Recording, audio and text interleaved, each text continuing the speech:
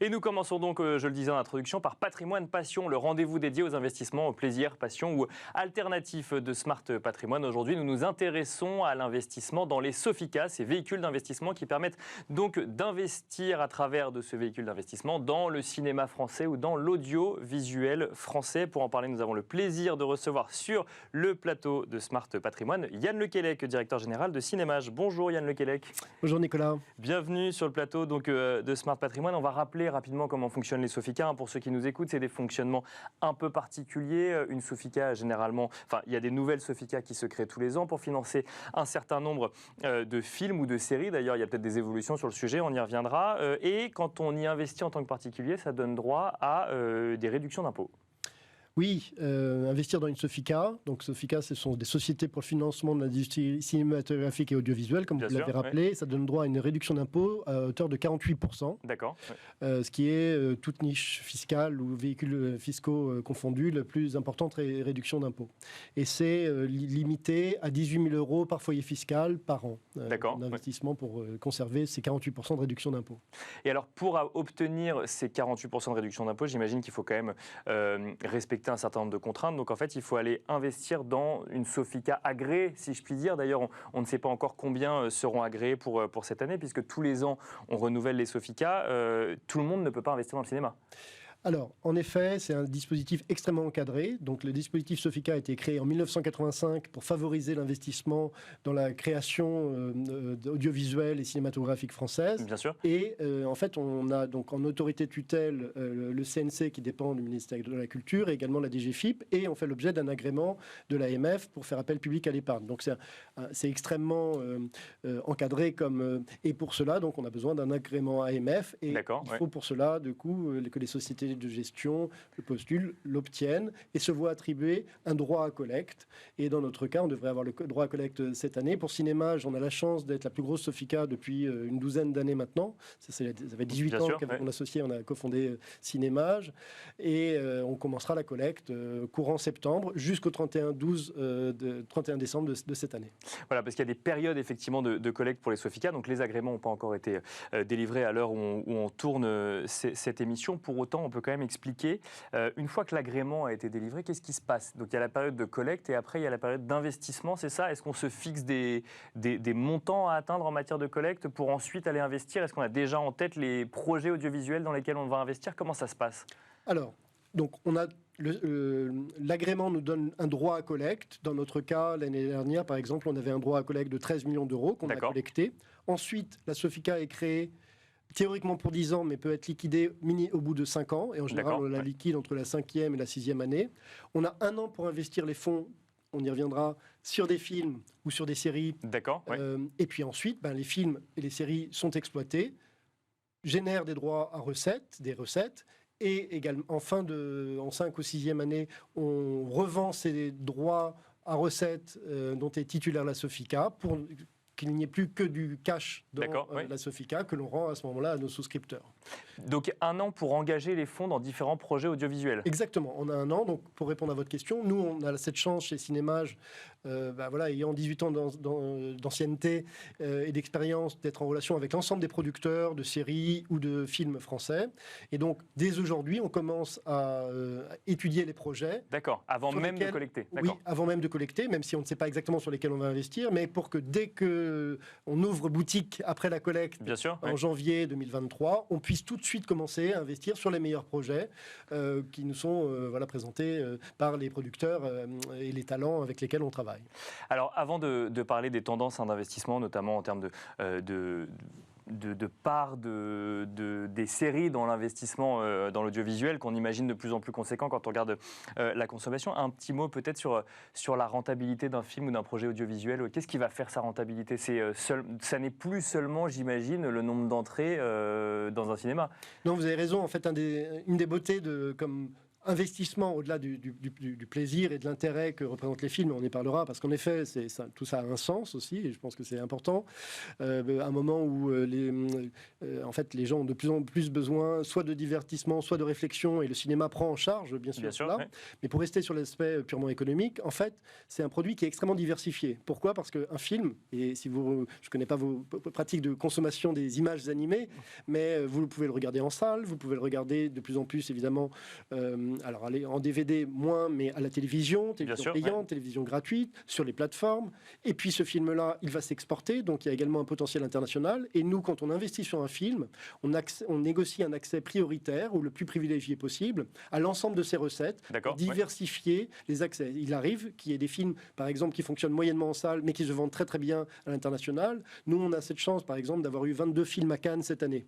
L'année précédente, d'être partenaire associé à la production de la Palme d'Or. Bon, et bien évidemment, ce sont des films qui à ce moment-là se vendent extrêmement bien. C'était ma question. Quand on a des films à Cannes, globalement, c'est des films rentables. Je parle d'un point de vue investisseur.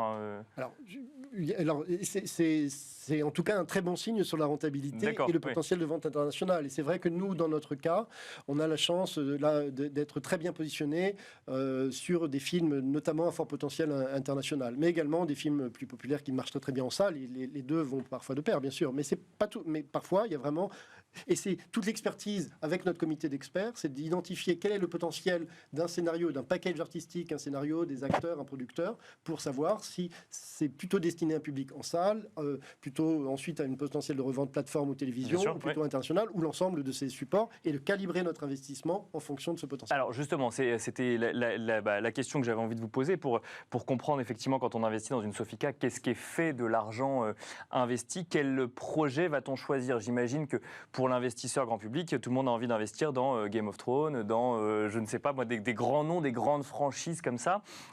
Pourtant, parfois on finance des films, parfois on finance des films plus risqués, j'imagine aussi. Est-ce qu'on réfléchit forcément en termes de franchise ? C'est-à-dire, est-ce que mon film va pouvoir se vendre à l'international, se décliner en série et cocher toutes les cases finalement de la rentabilité, ou on réfléchit différemment ? Alors, on est sur des économies de prototype. Donc, il n'y a pas une mode de réflexion qui va pour l'ensemble des investissements. Mais ce qu'on peut dire, c'est d'abord, les Sofica, en contrepartie de l'avantage fiscal de 48%, donc qui est très très important, on investit sur des films français et ou européens. D'accord. Donc Game of Thrones ne rentre pas là-dedans. D'accord. Pour autant, aujourd'hui, on a deux grandes typologies d'investissement, deux grandes typologies. D'une part, vers des films de cinéma, et d'autre part, vers des films et ou séries destinées aux plateformes. D'accord. Ensuite, nos films de cinéma peuvent être achetés par les plateformes, et c'est de plus en plus le cas, heureusement, et on en parlera.